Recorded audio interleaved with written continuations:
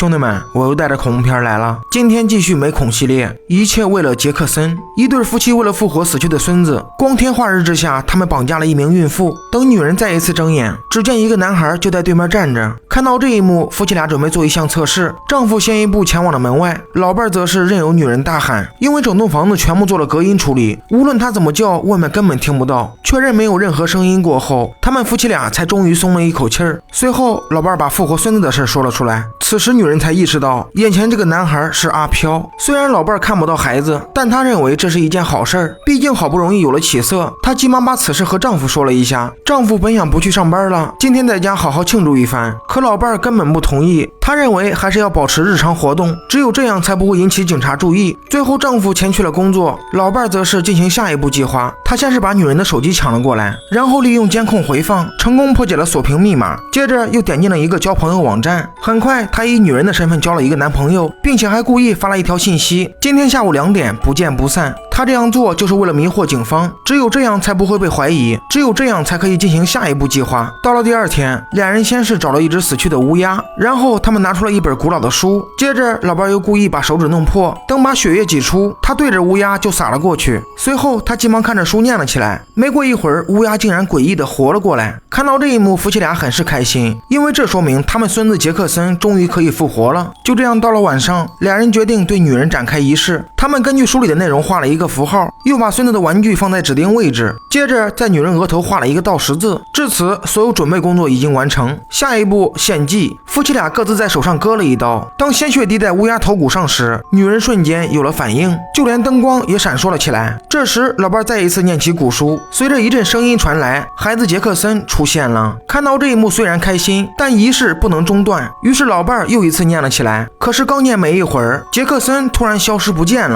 就在俩人一脸懵的时候，一个鸟头怪物诡异的出现了，他并没有伤害任何人，看了一眼女人肚子就离开了。不久后，女人恢复了过来，灯光也不再闪烁。为了查看仪式是否成功，他们对着肚子就听了起来。老伴表示心跳声就是孙子的，这一次他们终于做到了。然而他们并不知道，一场噩梦已经悄然降临。到了第二天，丈夫刚一睡醒，发现老伴不见了。等他往一旁看去，原来老伴正在刷牙。起初丈夫并没有感觉不对劲，直到一个电话打了过来，而打电话的正是老伴。他表示我在楼下，帮我拿一下东西。听到这些，丈夫瞬间懵了。如果老伴在楼下，那房间这个到底是谁？这时女人缓缓转过了身子，看到长相，丈夫被吓坏了。只见女人正在疯狂磨自己牙齿，整个地板上掉的全是。就在丈夫不知道该怎么办的时候，老伴及时赶了过来。等他再一次看去，女人已经消失不见。本以为这件事已经够吓人了，没想到上班时警察还来了，因为女人一直都是丈夫的病人。经过调查，她失踪那一天刚好和丈夫有预约，可能是过于紧张。丈夫表示那天他取消了预约，不过在上班途中，他看到女人路过了自己房子。记录完线索以后，警方就离开了。丈夫则是急忙和老伴说了一下，老伴听后非常生气，他认为丈夫不应该说见过女人，当时应该只告诉警察取消了预约。话音刚落，一阵敲门声就响了起来。老伴本以为是警察来了，可开门一看却是一个小孩。这一幕让他非常生气，谁好人半夜出来扮鬼吓人？然而刚一把门关上，另一扇门又响了起来。等他开门一看，竟然还是刚才那个小孩。老伴被吓得急忙关住房门。这时敲门声又来了，只见男孩现在就在厨房里。看到这一幕，她急忙和丈夫打去电话，然而电话里却说你应该把灵魂献给他，不给糖就捣蛋。很明显电话里根本不是丈夫。看着小孩准备进电梯，担心女人的事情败露，老伴也急忙赶了过去。很快电梯缓缓升了上来，但是里边多了一个人。这个人和男孩一样的装扮，唯一的变化就是身高，看起来根本不像人。就在老伴以为要领盒饭时，阿飘却莫名消失了。随后他前去看了一下女人，确保没什么事才离开房间。等他走远了以后，女人也开始了行动。她在床上拼命摇晃，直到小熊监控掉下来为止。接着她尝试摆脱手铐，眼看马上就要成功，可突然一个人影出现在床下。更诡异的是，这个人竟然还动了起来。还没等女人反应过来呢，他就直接爬到了床上。看着女人肚子，他很是开心，于是他果断咬了下去。这时老伴急忙赶了过来，怪物见后也改变了目标，只见他做出一种奇怪的姿势冲向老伴。就在老伴不知该如何是好时，丈夫这个时候出现了。等他们再一次看去，那个怪物已经不见踪影。随后他们给女人包扎了一下伤口，好在只是一点皮外伤，孩子没有受到伤害。老伴认为那些怪物都是幻觉，所以也并没有继续多想。到了第二天，他们突然发现家里的乌鸦变多了，丈夫表示很有可能是复活仪式的原因。这时一辆除雪车开了过来，丈夫见后急忙让老伴看好女人，自己则是打发走除雪司机。然而事情进展并不顺利，不管丈夫怎么拒绝，除雪司机还是坚持要做。无奈之下，俩人只能笑脸相迎。可是刚除雪没一会儿，男人突然来了一句杰克森就要回来了。说完这句话，他果断自杀了。就在俩人惊讶之余，一颗牙齿飞了过来，很明显这一切是那个老人阿飘搞的鬼，就是丈夫在房间遇到那一个。为了不被警方发现，丈夫把尸体埋进了远处雪地里。没过一会儿，他电话突然响了起来，而打电话的正是之前那个警察。他表示想再聊一下失踪女人的事儿。现在他已经到了丈夫家门口，听到这里，他感觉大事不妙，于是急忙往家里跑去。然而等他进屋一看，只见女警就在屋里，老伴已经被绑了起来。女人本以为自己得救了，可下一秒警察却自杀了，唯一的希望就此破灭。很明显这一次还是阿飘干的，因为现在夫妻俩没有回头路，他们一不做二不休，把尸体拖了出去，埋的位置也和除雪司机一样。为了不让事情继续恶化，他们特意找了一个懂书的朋友。接着他们说起了那本书的来历。不久前他前往了一座城市，这本书是从一个非常阴森的人手里买的。当时那个人看起来很高兴摆脱这本书，书里内容他们有一部分能看懂，但还有一部分根本看不懂。这时朋友说起了自己的看法，他认为这本书已经存在几千年，上面的文字是用不同的语言和方言组成。听到这些，夫妻俩把复活孙子的事说了出来。当朋友看到他们用的复活方法，整个人瞬间愣住了，因为召唤的是看守地狱大门的恶魔，他虽然可以复活某个人，但并不可以去指定复活谁。一旦启动复活仪式，整个地狱大门就会打开，所有阿飘都会出来寻找宿主。他们家里出现的阿飘就是这样来的，铲雪司机和女警也是因此领了盒饭。随后他们前往了女人房间，在经过一顿观察过后，朋友表示复活仪式只完成了一半，剩下另一半还有希望，但需要利用女人的生命换回孙子。如果让朋友主持仪式，那结束后那本古书必须归他。夫妻俩听后二话没说就同意了，因为朋友还需要做一些准备，所以复活仪式只能明天进行。在此期间，为了防止阿飘骚扰，夫妻俩需要把盐撒在女人身上，包括房间周围也要撒上一些。交代完以后，朋友才放心离开。到了第二天，朋友前脚刚进家门，那个女警又一次出现了，她举起手枪直接自杀了。夫妻俩表示女警这样已经一晚上了，很明显还是阿飘弄的，只不过这一次是一个调皮阿飘。随后朋友和丈夫到了门外，丈夫根据指示在地上放了几只死老鼠。这时朋友说起了注意事项，一旦时机成熟，丈夫必须果断杀死女人，如果到时犹豫不决，那么他们所有人都会领盒饭。另一边，老伴在地板上画图案时，女人突然表示自己饿了，担心会影响复活仪式。老伴一听很有道理，于是就出门前去拿食物。等确保她走远了以后，女人也开始了行动。她先是利用铁床挡住手铐，然后用力把手拔了出来。这时老伴的声音响起，女人听后急忙把水倒进被窝，接着又故意把杯子打碎。她这样做就是为了制造羊水破的假象，只要复活仪式完成不了，那她就有机会逃出去。听到这个事儿过后，丈夫和朋友急忙赶了过来，看到女人非常痛苦，朋友相信了。慌乱之下，他无意间把盐踢了一个口子。为了尽快启动复活仪式，他果断念起了那本古书。很快地上图案起了效果。这时丈夫手机突然响了起来，打电话的是他和朋友都认识的人。对方表示朋友疯了，他昨晚把自己母亲给杀了，而且还在墙上画了很多符号。看着朋友还在继续复活仪式，丈夫假装不知道此事，但为了以防万一，他让老伴防着点朋友。随着仪式进入到白热化，朋友先是用刀子在脚底画了一个十字架，接着又朝图案缓缓走去。一看是个好机会，女人也开始了行动。她趁所有人不注意，直接把老伴给劫持了。朋友表示先不要轻举妄动，但丈夫并没有听话，他解开了女人的脚铐，成功把老伴给救了下来。这一幕让朋友气坏了，他拿起刀子就把老伴给捅了。其实他并不是想复活孙子，他的目的就是为了放出恶魔，在他眼里只有这样才可以净化世界。随着老伴被朋友献祭，整个仪式也圆满完成。就在朋友得意之时，女人直接给他来了一刀，还没等他反应过来呢，一个阿飘又冲了过来，看起来非常喜欢朋友，正是那道盐缺了一道口子，所以才会发生这种情况。最后朋友被活生生拖了出去。女人本想拿钥匙赶紧离开，没想到自己身后也出现一个怪物，因为腿部还在床上绑着，她想逃跑根本动不了。这时一阵开锁声响起，脱离了束缚，夫，女人才终于得救。而开锁的正是丈夫，他让女人赶紧离开，并且让她原谅自己和老伴儿。女人本想带丈夫一块走，可下一秒丈夫突然口吐鲜血，很明显这是复活仪式的反噬，代价就是自愿成为恶魔宿主。最终他和老伴身体里都长出了一只恶魔。看到这一幕，女人不得不离开。只见朋友被恶魔吃的早已领了盒饭，整个1楼也已经被恶魔占领。不过好在女人反应很快，没过一会儿她就跑了出来。等她再次看向2楼，只见杰克森还在那里站着。随后她急忙开车离开。然而刚走没一会儿，路上又出现一只恶魔。此时女人终于意识到，无论她去哪里都会遇到恶魔。看着即将出生的孩子，她不知道该何去何从。故事最后咱们补充一下完整剧情。自从孙子杰克森去世以后，夫妻俩整日以泪洗面。为了可以复活孙子，他们特意加入了一个邪教，而那个朋友也是其中一员。也正是因为这个邪教，他们才发现了那本古书，书上说复活需要一个宿主。他们正愁不知该找谁时，这天女人到了医院，经过一顿检查，她怀孕了。面对这个情况，女人也是意料之外。然而丈夫却很是高兴，表面上是要拍照留念，实际则是让老伴看一看。最终他们决定选女人为宿主。这天他们趁女人散步，果断将其绑进了家里。